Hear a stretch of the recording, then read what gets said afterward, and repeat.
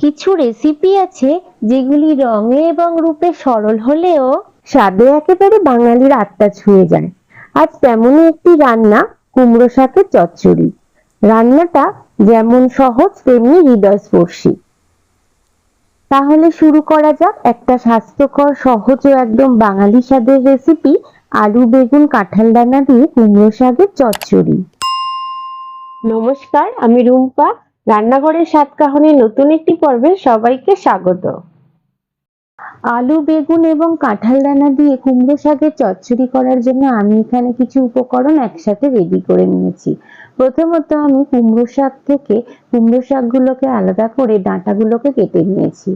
আর ডাঁটাগুলো কিন্তু খুবই নরম, খুব সহজেই কাটা হয়ে যায়।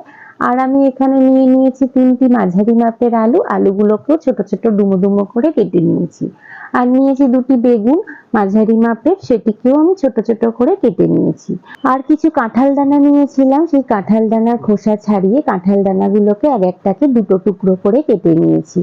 আমি এখানে 10-12টি মতো কাঁঠাল দানা নিয়েছিলাম। আর এখানে নিয়েছি 1 ইঞ্চি আদা ও 5-6টি মতো কাঁচা লঙ্কা।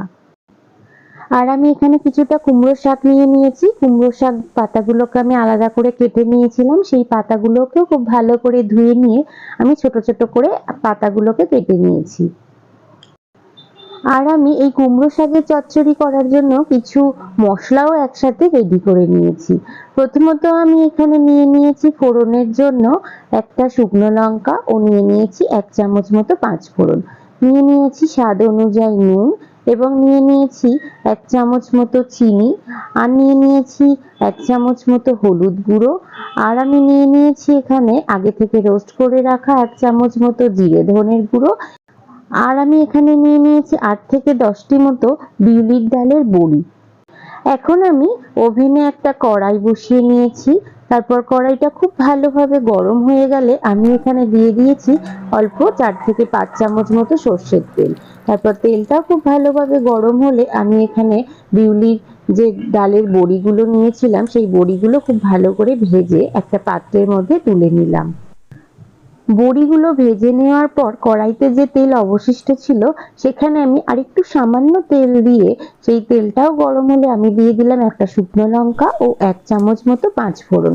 তারপর খুব ভালোভাবে আমি ফোড়নটাকে একটু এদিক ওদিক করে নাড়িয়ে নিয়ে আমি এখানে কেটে রাখা আলুগুলোকে দিয়ে দিলাম।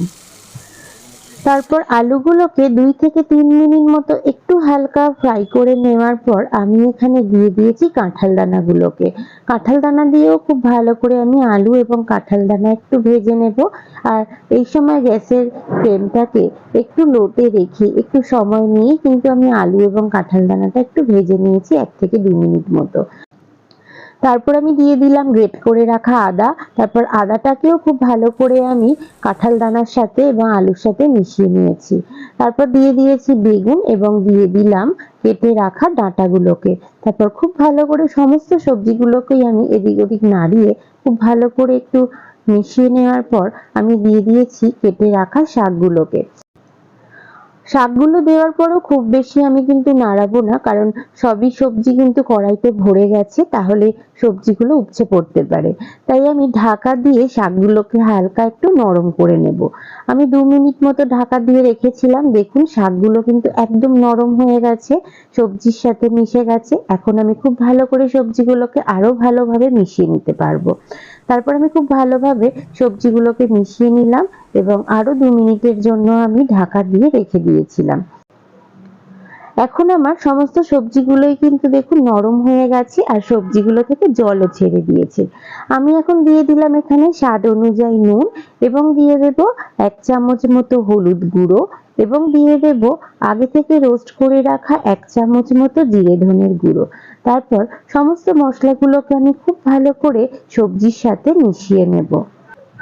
খুব ভালো করে মশলার সাথে সবজিগুলোকে মিশিয়ে নেওয়ার পর আমি এখানে দিয়ে দিলাম 2 কাপ পরিমাণে জল, কারণ জল দিলে সবজিটা খুব ভালোভাবে ডাঁটাগুলোও সিদ্ধ হয়ে যাবে। তারপর খুব ভালো করে সবজিগুলোকে এদিক ওদিক করে নাড়িয়ে নিয়ে আমি এখানে দিয়ে দেব 4টি মতো কাঁচা লঙ্কা। আর আমি দিয়ে দেব 1 চামচ মতো চিনি। যেহেতু এটি নিরামিষ তরকারি তাই একটু মিষ্টি দিলে তরকারির স্বাদটা কিন্তু অনেকটাই বেড়ে যায়। আমি তারপর খুব ভালো করে তরকারিটাকে এদিক ওদিক করে মিশিয়ে নেব। তারপর ঢাকা দিয়ে 5 থেকে 7 মিনিটের জন্য খুব ভালো করে তরকারিটাকে সিদ্ধ করে নেব। 5 থেকে 7 মিনিট পর ঢাকনা খুলে আমি আবারও খুব ভালো করে তরকারিটাকে একটু এদিক ওদিক করে নাড়িয়ে নেব। আর দেখুন তরকারিটা কিন্তু খুব সুন্দর সিদ্ধও হয়ে গেছে। এখন আমি এখানে দিয়ে দিলাম ভেজে রাখা বড়িগুলোকে। তারপর বড়িগুলোকেও খুব ভালো করে আমি তরকারির সাথে মিশিয়ে নেব। তরকারিতে বড়ি ব্যবহার করলে তরকারির স্বাদটা কিন্তু অনেকটাই বেড়ে যায়। আর 2 মিনিটের জন্য আমি ঢাকা দিয়ে তরকারিটাকে খুব ভালো করে আবারও একটু ফুটিয়ে নেব। আর 2 মিনিট পর ঢাকনা খুলে আমি আবারও খুব ভালো করে তরকারিটাকে একটু এদিক ওদিক করে নাড়িয়ে নিলাম। আপনারা দেখতে পাচ্ছেন আলু, বেগুন ও কাঁঠাল দানা দিয়ে কুমড়ো শাকের চচ্চড়ি কিন্তু একদম রেডি হয়ে গেছে। এটি খুব হেলদি এবং সাবেকি একটা রেসিপি। আর এটি দেখতেও যেমন সুন্দর হয়েছে, খেতেও কিন্তু অসাধারণ স্বাদের। এটি গরম গরম ভাতের সঙ্গে পরিবেশন করুন, দেখবেন বাড়ির ছোট থেকে বড় প্রত্যেকেই খুব খুশি হয়ে খাবে।